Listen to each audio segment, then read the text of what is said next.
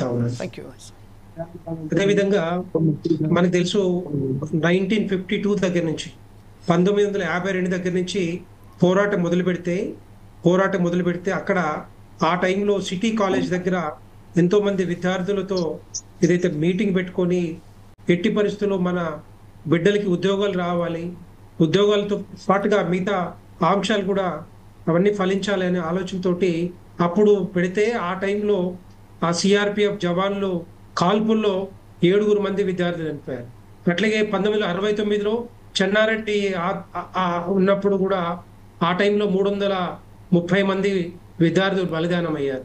ఆ తర్వాత వచ్చిన తదనంతరం మరి మలి దశ ఉద్యమంలో ఎంతో మంది బిడ్డలు ఆసులు బాసారు. వాళ్ళు ఎంతో మంది రకరకాలుగా పెట్రోల్ పోసుకొని రైలు కడ్డం పోయి ఉరి పెట్టుకొని రకరకాలుగా పాపం ఎంతో మంది బిడ్డలు దగ్గర 1200 మంది బిడ్డలు ఆసులు బాసాక చనిపోయాక ఈ తెలంగాణ రాష్ట్రం ఉద్భవించింది.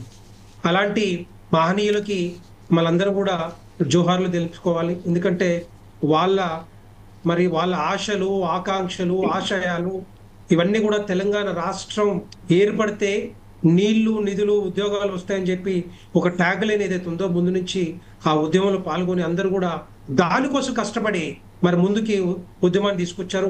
పార్టీలకు అతీతంగా కవులు కానీ, కళాకారులు కానీ, పండితులు కానీ రకరకాలుగా అందరూ కూడా ఒకటే భాష, ఒకటే బాట, ఒకటే మాట, అదే తెలంగాణ రాష్ట్రం అని చెప్పి అందరూ కూడా ముందుకొచ్చి సకల జనుల సమ్మె దగ్గర నుంచి మిగతా రకరకాల పోరాటాల ద్వారా తెలంగాణ రాష్ట్రం 2014లో జూన్ 2వ తారీఖు సిద్ధించింది.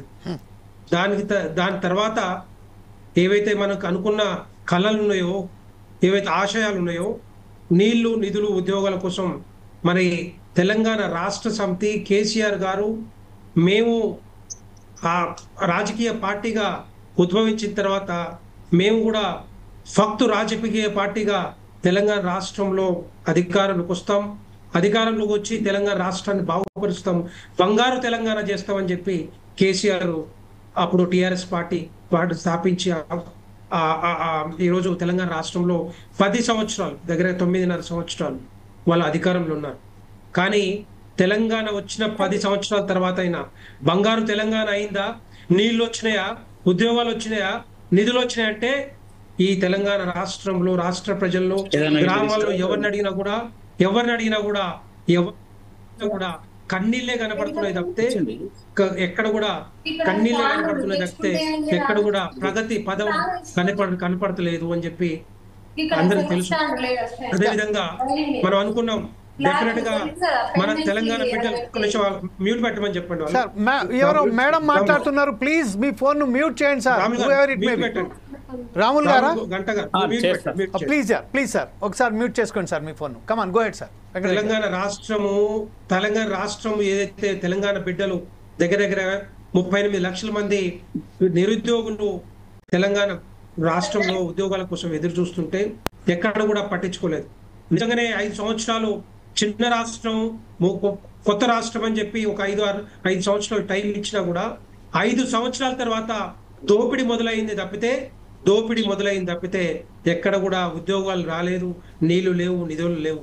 అదేవిధంగా రాష్ట్రంలో ఉద్యోగాల కోసమే చూస్తే దగ్గర ఎక్కడ చూసినా కూడా ఏ సర్వీస్ కమిషన్ ఎప్పుడు ప్రకటన వచ్చినా, ఏది నోటిఫికేషన్ వచ్చినా కూడా ఏదో ఒక కేసులు తప్పితే ఎక్కడ కూడా ముందుకు పోయిన పరిస్థితి లేదు. కేసులు, లీకులు ఇవే జరిగినాయి తప్పితే మరి తెలంగాణ బిడ్డలకు ఉద్యోగాలు రాలేదు.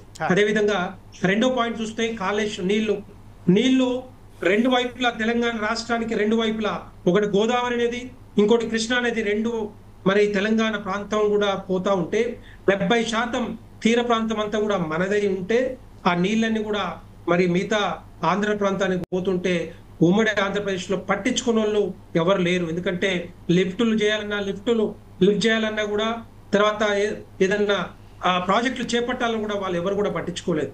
కానీ ఆ నీళ్ళ కోసమే ఈ తెలంగాణ రాష్ట్రం తెచ్చుకున్నాం. కానీ తెలంగాణ రాష్ట్రం తెచ్చుకున్నాక ప్రాజెక్టులు పూర్తయినాయి అంటే కేసీఆర్ హయాంలో, పిఆర్ఎస్ హయాంలో పూర్తయినాయి అంటే ఎక్కడ కూడా కనిపించలేదు. కాళేశ్వరం ప్రాజెక్ట్ మాత్రం కాన్సన్ట్రేట్ చేసి ఒక ఏటీఎం లాగా వాడుకొని 2016లో మొదలుపెట్టి 2018లో పూర్తి చేసి ధనాధనంగా మేము కంప్లీట్ చేసి చెప్పి మరి ఎలక్షన్ పోయి దాంట్లో 1,00,000 కోట్ల పైన ఖర్చు పెట్టారు. నేనేమంటున్నా ఒక్క నిమిషం జమీల్ గారు, మీరు అడిగిన ప్రశ్నకు వస్తున్నాను. సో ఈ విధంగా ఆ కాళేశ్వరం ప్రాజెక్టు మీద కూడా ఆ నీళ్లు కూడా పోయినాయి. నీళ్లు వాళ్ళు ఉన్నప్పుడు మేము 1 కోటి ఎకరాలకు మాగాని చేస్తాము, నీళ్లు ఇస్తామని చెప్పారు. కానీ ఆ నీళ్లు లేకున్నా కూడా ఈ సంవత్సరం దగ్గర 70 లక్షల మెట్రిక్ టన్నుల ధాన్యం పండింది. రెండో పాయింట్ నిధులు మరి 10 లక్షల కోట్ల అప్పులైనవి. సో ఇవన్నీ కూడా పోయినాయి. ఇవన్నీ కూడా తెలంగాణ రాష్ట్ర ప్రజల నెత్తి మీద భారం అయిపోయింది. ఈ కేసీఆర్ హయాంలో కేసీఆర్ బిడ్డలకి కల్వకుంట్ల కుటుంబానికి రాజకీయ ఉద్యోగాలు వచ్చినాయి. ఒక్కొక్కరికి 3 లక్షల రూపాయలు 10 సంవత్సరాలు నెలకు సంపాదించడం తప్పితే, 4-5 సంపాదించడం తప్పితే ఎవరు కూడా మన తెలంగాణ బిడ్డలకు ఉద్యోగాలు రాలే. అదేవిధంగా ఒక్కొక్కరికి 10 సంవత్సరాలలో 3.5 కోట్ల రూపాయలు ఈ తెలంగాణ రాష్ట్రం నుంచి మనం కట్టిన పన్నుల నుంచి వీళ్ళకి డబ్బు ఏది ఉద్యోగాలు తర్వాత వాళ్ళ జీతం ద్వారా పోయింది తప్పితే తెలంగాణ బిడ్డలు ఎవరు కూడా బాగుపడలేదు. మూడో పాయింట్ నేను ఏమంటున్నంటే, ఒక్కొక్కటి ఆ టైంలో కాకినాడ ఒప్పందంలో 2 రాష్ట్రాలు కావాలని చెప్పి ఆ రోజు తీర్మానం చేసినది భారతీయ జనతా పార్టీ. కానీ డెఫినెట్ గా తర్వాత మరి మొన్న 2014లో కూడా సుష్మా స్వరాజ్ అప్పుడు చిన్నమ్మ, తెలంగాణ చిన్నమ్మ అని చెప్పి మరి ఆమె పోరాటం వల్ల, ఆమె మద్దతు వల్ల, మరి అన్ని పార్టీల మద్దతు వల్లనే తెలంగాణ రాష్ట్రం సాధించింది తప్పితే ఒక తెలంగాణ రాష్ట్ర సమితో లేకపోతే కాంగ్రెస్ భారతీయ జనతా పార్టీ కాదు. అది పార్టీలకు అతీతంగా తెచ్చుకున్న ఈ రాష్ట్రాన్ని ముందు తీసుకెళ్లాల్సింది వచ్చిన ప్రభుత్వాలు ముందు తీసుకెళ్లాలి తప్పితే ఇక్కడ అబద్ధాలు హామీలతోటి రకరకాల మరి హామీలతోటి ముందు పోయేది కాదు. ఎందుకంటే దాని తర్వాత డెఫినెట్ గా కేసీఆర్ ప్రభుత్వం ఫెయిల్యూర్ ప్రభుత్వం 100%. కాంగ్రెస్ పార్టీ వచ్చిన తర్వాత ముందు తీసుకెళ్తారంటే 2002లో 3 రాష్ట్రాలు ఇచ్చిన గవర్నమెంట్ 2002 సంవత్సరంలో 3 రాష్ట్రాలు ఇచ్చిన ఎన్డీఏ గవర్నమెంట్ మరి తెలంగాణ రాష్ట్రానికి ఎందుకు ఇవ్వలేకపోయింది? అప్పుడే 2097 కాకినాడ